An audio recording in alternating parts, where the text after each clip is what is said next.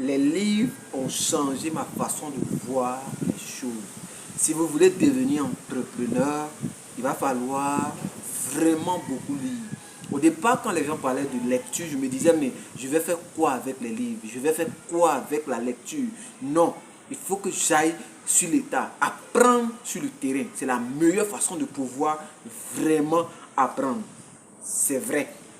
Mais les livres aussi te permettent de pouvoir éviter beaucoup d'erreurs. Oui, si vous voyez quelqu'un qui a réussi dans son domaine, 80%, je dirais même 90% viennent de ce qu'il a lu. La preuve en est, quand on va à l'école, ce sont des livres. Ces livres-là, quelles sont les personnes qui les ont écrits?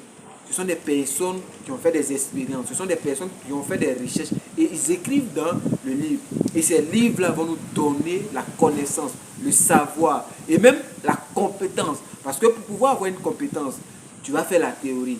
Et donc cette théorie-là, tu pourras la mettre en pratique sur le terrain. Et donc les personnes qui disent que le livre n'a pas d'importance, pour moi, c'est à revoir et c'est leur propre opinion. Mais pour moi, personnellement, je pense que le livre a une place importante dans la vie d'un entrepreneur. Et donc, si vous voulez aller loin, il faut beaucoup lire. Cette histoire ou ce roman que je viens de lire vraiment a changé ma façon de voir les choses. Ce roman s'intitule La force cachée derrière les blessures intérieures. Beaucoup d'entre nous, nous avons connu des blessures intérieures. Peut-être par le rejet, l'humiliation, la trahison, l'abandon. Il y a plusieurs causes qui font que nous avons les blessures intérieures. Malheureusement, beaucoup d'entre nous, nous ne sommes pas guéris. Malheureusement, beaucoup d'entre nous, nous traînons cette blessure-là avec nous. Malheureusement, nous sommes nombreux à ne pas vraiment accepter cette situation. Nous sommes nombreux à ne pas comprendre même notre mal. Lorsqu'une personne décide d'en parler, nous nous fâchons contre cette personne. Et d'ailleurs, même peut-être, parfois même, nous créons des situations pour que cette personne ne vienne plus parler de cette situation. Or, tu as besoin d'être guéri. Ce que j'ai retenu dans ce roman, La force cachée derrière les blessures intérieures, c'est que lorsqu'on est blessé et qu'on n'est pas guéri, cette blessure-là peut affecter notre performance au boulot. Peu importe le secteur dans lequel vous allez vous lancer, si vous n'êtes pas guéri, cette blessure-là aura un impact significatif. C'est pourquoi il est essentiel en tant que personne qui veut vraiment changer de vie, qui veut avancer, qui veut atteindre certains niveaux, de pouvoir travailler sur les blessures intérieures. Dans ce roman, l'auteur met en lumière les causes, mais donne des astuces pour pouvoir vraiment être guéri. Par exemple, se pardonner soi-même. Par exemple, accepter que nous avons des faiblesses et nous avons des forces. Et il y a des choses qu'on ne peut pas vraiment combattre. Il y a des choses qu'on ne peut pas comprendre. Par exemple, vous décidez d'aller dans un endroit et il y a eu un accident. Cela ne dépend pas peut-être de vous. Vous êtes dans une voiture et quelqu'un vient vous percuter. Vous êtes peut-être quelque part et vous perdez un parent que vous aimez. Ça ne dépend pas de vous. Et c'est à vous de pouvoir faire le deuil et aller de l'avant. Donc, l'auteur met en lumière tout ce qui a engendré les blessures antérieures, mais elle t'aide, puisque c'est une femme qui l'a écrit, elle t'aide à pouvoir comprendre le mécanisme et la façon de pouvoir être guéri. Donc, c'est vraiment très important. Mais il y a une chose qui, moi, m'a personnellement touché, c'est que si vous voulez devenir meilleur, c'est de pouvoir être guéri.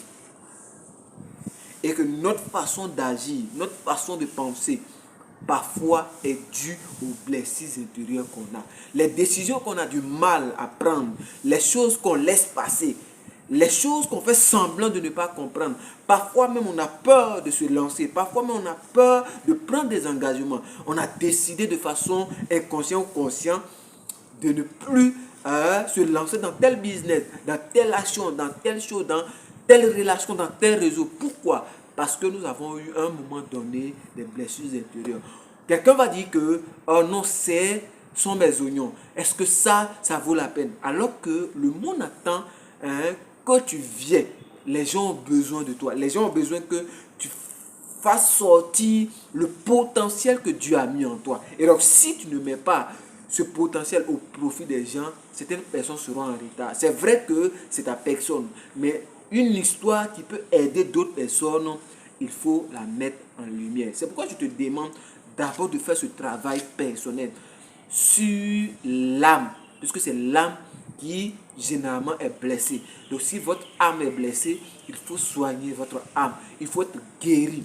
Lorsqu'on a une guérison parfaite, on peut prendre des décisions. On peut se lancer dans une activité facilement. Si tu procrastines, si tu as du mal à avancer, s'il y a des choses qui t'empêchent sérieusement de pouvoir vraiment changer de confort, certainement, ce sont les blessures intérieures. Donc, je t'invite en tant que personne à faire ce travail. Et si tu ne peux pas faire ce travail, il faut consulter un coach. Il faut aller voir un coach en la matière.